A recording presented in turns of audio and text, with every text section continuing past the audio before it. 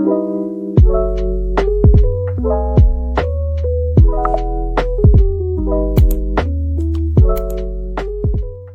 good morning everyone. मैं आप पुनः जुलाई नाइन में खुरमजरी मैं नसी ब्लॉग सुदी अयुक्ति ओइना हौरे मैं हुजिसे इसन पासे स्कूल चतोइनी अदुदुगी आई कना नसा अयुक्ति की ब्लॉग से कापा नंज होद्री है के तौबदा अदो हुजिसे इसन पागी आई संगोम की कापी तकना खतना पुनमग लोइरे अदो आई nga से थोंगे तो बंगा सु ताउथोकना लोइरे बनेको अदो nga मा थोंगा जोंचाक मा मेटके हाइदना सिगा nga खितन लेबसे इसे ngौथोइ अदुगी इन जोंचाक से सिगा तिंहन थम्बने जोंचाकसे ओइना तौरनी बने अदो मैम नसीसे अंगांगी स्कूल चप्पा के तौबसिंगदो नसीगी ब्लॉग से तुम आई के तौजरके नसीगी दिन से इना करी करी तौबी हाइबदको मैम दुम उच्चरके अदो मैम यमिनसी ये इसे लोइदी रोशनजी और अदो के तौबिना बदो तुम यमिनसी अपने को नसीसे के तौरी करी है अंगांग से स्कूल दो इन थिलमगने स्कूल दो ओइना थिलमगा दुगीदी हलक्सिरा हैना खलिनी हलागा चाकसे ओइना थोंगसिरा हैना मागी से तकना तौरमगा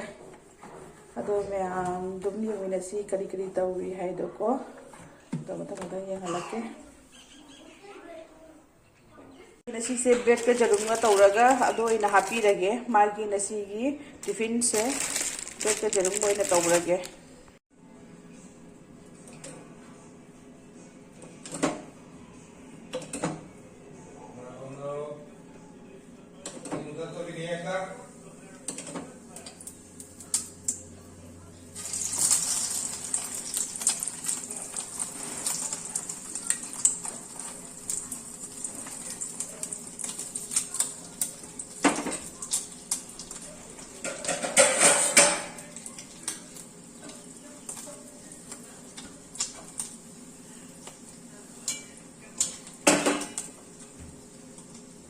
मैं इसन पाइसे ब्रेड से तौबीरे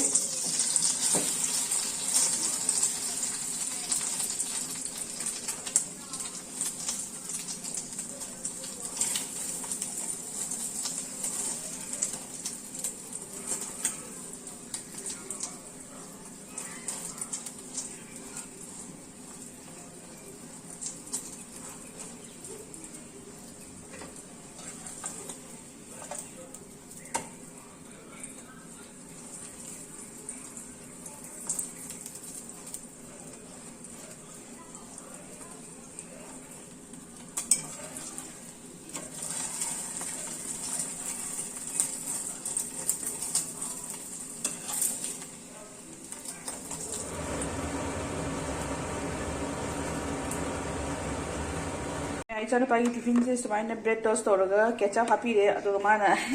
मागी असिगी चॉकलेट से हापी वाइदना मागी से मखा हापीरेगे मागी से चॉकलेट से मा तौरगा हापीरे माई टिफिन से सुमाइना रेडी होइरे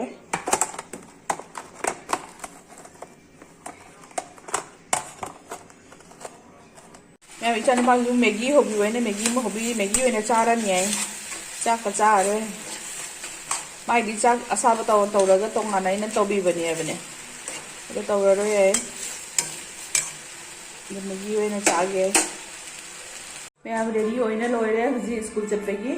दो हुजी थोगे तौरी दो मैम दुम येंगमिनसी नसी सेदी मपा जाउन थिमिनानी अब गाई बुदी पुररोय अखोय दुम ऑटो रोइना चटलानी है बने दो मैम दुम येंगमिनसी मपाई ममंग सु खरा नुंगाइते मचान पासे दो नसी थिमिनानी पासे सी ऑफिस का चलने बने अदो मैम दुम येंगमिनसी को नोंजोंगी कमाय कमाय तौये दो मा मचा स्कूल चली हुजी तो इसे जों खुचत से आंगांगी फोना से माना चनिंगदबसे हाइसिनी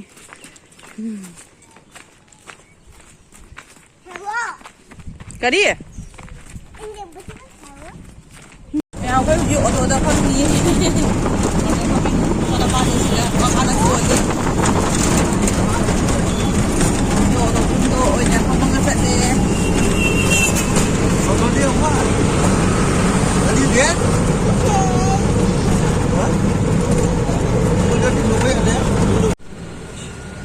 दुकान चलिए दुकान की पोचे खरा लौगे तौरी Jerum tilau kari kara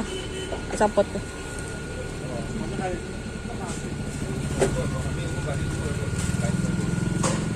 Ma'am school lagi le ado kana to we kari ai. Hoji se chai sing thong ge preparation ge do lo gong huren mo lo bu chato ini do ado dukan lagi ne jerum ge ga lo ye puti lo ga lo ba dai ha se bibagi se gi batam jawa kino se ase ma haw ne ba se ma lo sale kya na tai lo pai tim ka ta ba ne haw di cha ka thak pa ai pa me se dum lo re do me hoji proper pai chai sing thong do ke ko do lo re ka kum ka tau si ke tau ya da him na si ko Hujik ne alu soidana tilo chanam tauna loya chanam se singa tauna loya ina sagi nga do se tawra dum thongjal lage abane ko jam su jam banate tum kitang tawra ka sumai tawra prabab thongjal lage ichana pa su school le hobin na thengi tare abane do myam jingmina si dum thau hapse le siga myam thau hapse le abane ko ne tilo hapse lage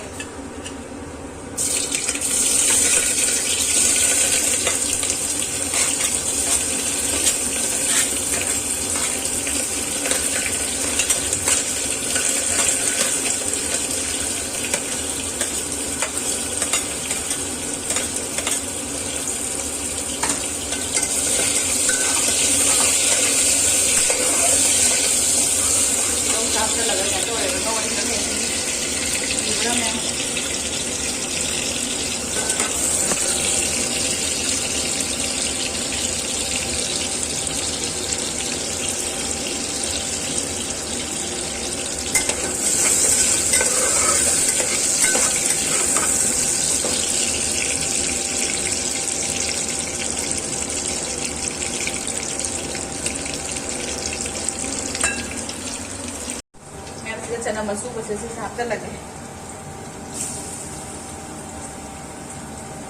चना मसिंगा सुनी अब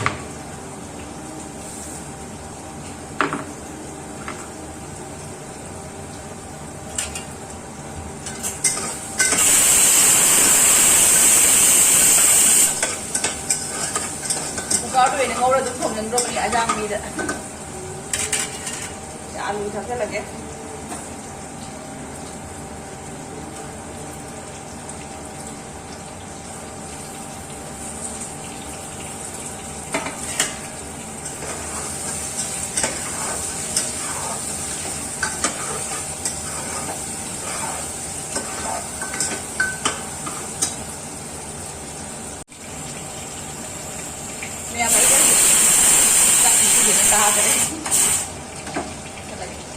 Mẹ đã sumai na thùng cái tilo chân thang thùng cái nó phải chân pa xem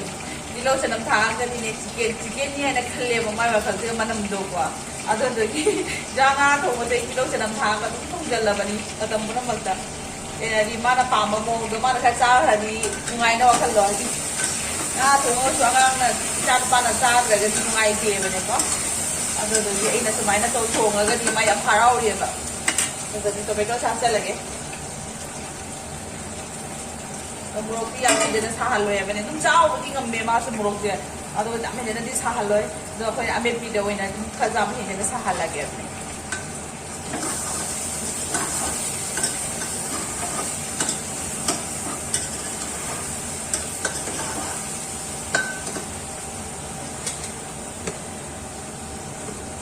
Dia kerap hapsel lagi.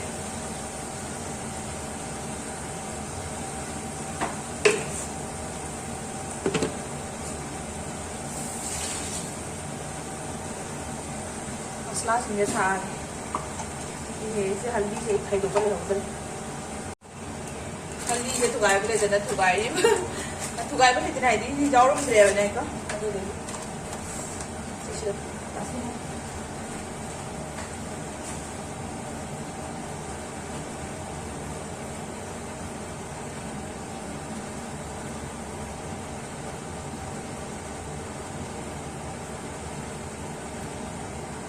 से खराब मत खाए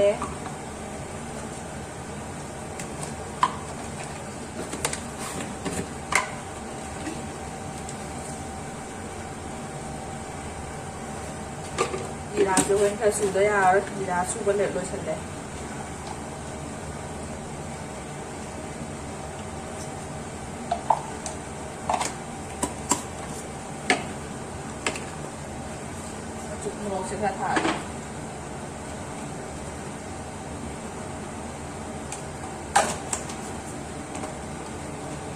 ꯍꯣꯏ ꯍꯜꯂꯛꯄ ꯃꯇꯝꯗꯅꯦ ꯆꯤꯀꯦꯟ ꯊꯣꯡꯉꯤꯒ ꯍꯥꯏꯗꯣꯏꯅꯦ ꯍꯥꯏꯕꯀꯣ ꯑꯩꯅ ꯏꯁꯀꯨꯗꯣ ꯃꯥ ꯍꯔꯥꯎꯗꯣꯏꯅꯤ ꯃꯥ ꯉꯥꯒ ꯆꯥꯐꯤꯟꯅ ꯆꯥꯕ ꯅꯠꯇꯦ ꯁꯤ ꯃꯅꯝꯁꯤꯒꯅꯦ ꯁꯤꯁꯤꯅ ꯀꯩꯅꯣꯅꯤ ꯒꯔꯝ ꯃꯁꯂꯥ ꯁꯨꯕꯅꯦꯕꯀꯣ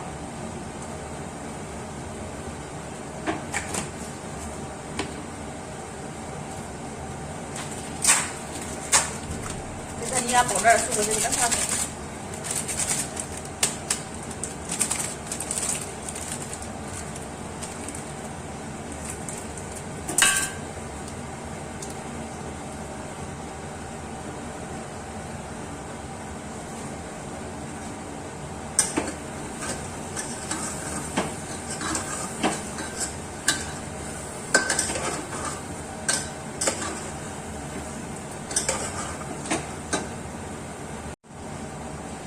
से खितंग हापसनगे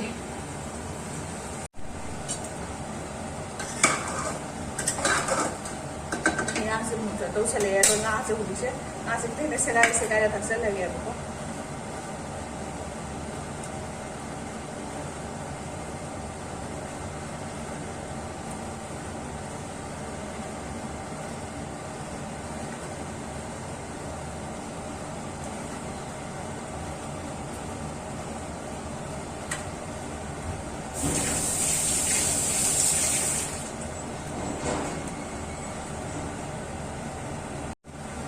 ꯌꯥꯝ ꯍꯤꯟꯖꯥꯡꯁꯦ ꯍꯧꯖꯤꯛꯁꯦ ꯍꯥꯞꯆꯟꯅ ꯀꯩꯅꯣ ꯇꯧꯅ ꯂꯣꯏꯔꯦꯕꯅꯦꯀꯣ ꯑꯩ ꯍꯥꯞꯆꯟꯗꯅ ꯍꯧꯖꯤꯛ ꯉꯁꯥꯏꯕꯨꯗꯤ ꯑꯂꯨ ꯉꯧꯅ ꯈꯔ ꯃꯨꯟꯈ꯭ꯔꯕꯅꯤꯅꯅꯦ ꯑꯗꯣ ꯍꯤꯟꯖꯥꯡꯁꯦ ꯀꯩꯅꯣ ꯇꯧꯔꯦ ꯉꯥꯁꯦ ꯈꯔ ꯁꯦꯒꯥꯏꯅ ꯊꯛꯆꯜꯂꯒ ꯀꯩꯅꯣ ꯇꯧꯔꯦ ꯑꯗꯣ ꯍꯧꯖꯤꯛ ꯑꯩ ꯁꯤꯇꯤꯁꯦ 2-3 ꯀꯥꯝꯍꯜꯂꯒꯦꯕ ꯀꯥꯝꯍꯜꯂꯒ ꯀꯩꯗꯧꯔꯦ ꯑꯗꯣ ꯍꯧꯖꯤꯛ ꯆꯥꯛꯁꯨ ꯀꯥꯝ ꯂꯣꯏꯔꯦ ꯍꯤꯟꯖꯥꯡꯁꯨ ꯃꯨꯟꯖꯜꯂꯛꯑꯅꯤꯕꯅꯦꯀꯣ ꯑꯗꯣ ꯍꯧꯖꯤꯛ ꯀꯨꯀꯔ ꯃꯈꯨꯝ ꯃꯨꯟꯖꯜꯂꯒ ꯀꯩꯅꯣ ꯇꯧꯔꯒꯦ ꯑꯗꯣ ꯀꯩꯅꯣ ꯇꯧꯋꯤ ꯀꯔꯤ ꯍꯧꯖꯤꯛ ꯌꯣꯡꯆꯥꯛꯁꯦ ꯈꯦꯠꯂꯨꯒꯦ ꯌꯣꯡꯆꯥꯛꯁꯦ ꯀꯩꯅꯣ ꯇꯧꯔꯒ ꯀꯔꯤ सिजू में तौगे मैं चार पास लौ चतनी चाइना थोंग लोसलग चतनी होरें मुमा मुसुटी थापे नंगनरोको हिंजांग थोंग लोरे सूमायन ओरे जोंचाक सिंजू सिग लेरे आलू में हापचले हिंजांगी लौथोगी मोरक तौर लौ हापग तौरे मैं हावगद्रा अमतंग चानिंग लोरे मैं सूमायन ओरे हिंजांग से कुकर से इग्नोर तौको कुकर से कुकर से फेंग तकमन मपान से पोएबने कुकर थोंबनी आगांग स्कूल लो मैं आगांग स्कूल लो ना हलेबनीको हलगने माने कलर लेबी है कलर से करीनो आई खंगदने अने कहते माई क्ले ओरमेबको कपीब येसे मसक से ड्रेस कदी होंदोपीरे खंगाव होंदो यादे कपतना ऑर्डर तवे मपाद मोबाइल तौसे ये मैं हजिक से मंगा से यादे मैं हजिक से चक चानब तौरगे नसागी तौरमदो चानब तौरगे मैं येंसे मथंग मथंग करी कई तौई है अखोई चानबद सिग लेरे पुथोरे हजिक हम चक चारनी चागे जी इचानपासे पुरखीगे मैं चक चारगे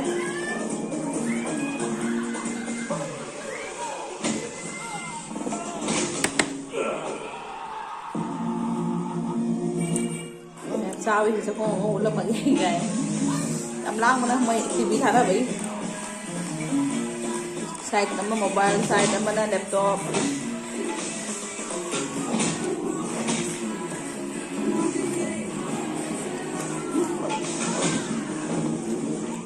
मैं cha rồi thế này thì có lang mà lời cha rồi thế này chứ मैं इचा नुपा से हुजी नुथिन चक्चा तोगा तुमु यादरे मा कलर थाने तौसे जेउ कलर तौई मा कना हुजी ला come on say banana is yellow color using the water color ne ma tauise huji yellow do thara ma pan na de fazana tau na ma'am ताबरा आई चानुपा से नाखोई से नसाई दे हौदोक पता दा नै जे यौने ताउ यौने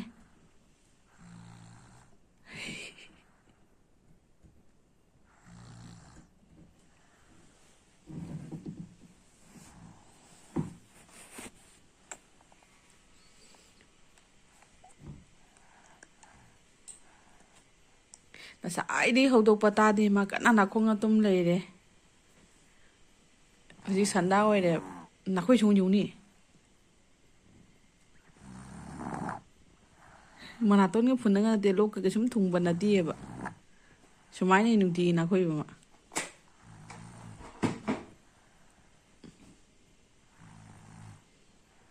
ꯃꯌꯥꯝ ꯏꯆꯥꯅꯨꯄꯥꯁꯦ ꯇꯨꯝ ꯍꯧꯒꯠꯂꯦ ꯁꯪꯒꯣꯝꯁꯦ ꯄꯤꯊꯛꯀꯦ ꯃꯥꯒꯤ ꯁꯤꯗ ꯑꯣꯔꯤꯑꯣꯅꯤ ꯈꯔ ꯍꯥꯞꯄꯤꯔꯦ ꯁꯪꯒꯣꯝ ꯁꯦꯝꯕꯤꯒꯦ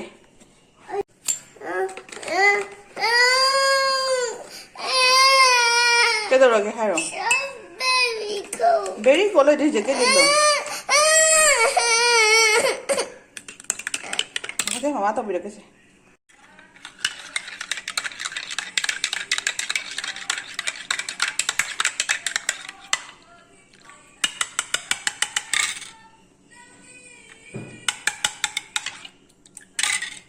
ꯃꯌꯥꯝ ꯀꯞꯄꯅꯨ ꯃꯌꯥꯝ ꯑꯩ ꯁꯨꯛꯇꯣꯏ ꯁꯨꯡ ꯑꯩ ꯃꯤꯜꯛ ꯊꯛ ꯂꯣꯏꯔꯦ ꯍꯧꯖꯤꯛ ꯑꯩ ꯑꯦꯕꯤ ꯄꯥꯗꯣꯔꯦ ꯑꯗꯨꯗꯤ ꯃꯌꯥꯝ ꯑꯉꯥꯡꯁꯦ ꯂꯥꯏꯔꯤꯛ ꯇꯥꯛꯑꯒꯦꯀꯣ ꯑꯗꯣ ꯃꯌꯥꯝ ꯑꯗꯨꯝ ꯑꯁꯤ ꯂꯣꯏꯔꯒ ꯑꯗꯨꯝ ꯊꯦꯡꯅꯁꯤꯑꯕꯀꯣ ꯃꯥ ꯂꯥꯏꯔꯤꯛꯁꯦ ꯉꯥꯏꯍꯥꯛ ꯇꯧꯍꯟꯈꯤꯒꯦ ꯍꯥꯏꯔꯣ see you ꯃꯌꯥꯝ ꯏꯆꯥꯅꯨꯄꯥꯒꯤ ꯁ꯭ꯀꯨꯜꯒꯤ ꯄ꯭ꯔꯣꯖꯦꯛ ꯇꯧꯋꯤ ꯏꯪꯂꯤꯁꯀꯤ ꯑꯗꯨꯗ ꯂꯣꯏꯔꯒ ꯌꯦꯡꯍꯜꯂꯛꯀꯦ ꯁꯨꯃꯥꯏꯅꯕꯨꯗꯤ ꯇꯧꯕ ꯍꯧꯒꯠꯂꯤ ꯏꯪꯂꯤꯁꯀꯤꯅꯤ